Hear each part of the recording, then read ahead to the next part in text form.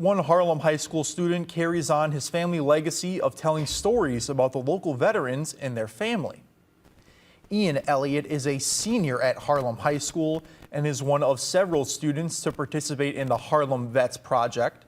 Students tell the stories of hometown heroes through a short documentary.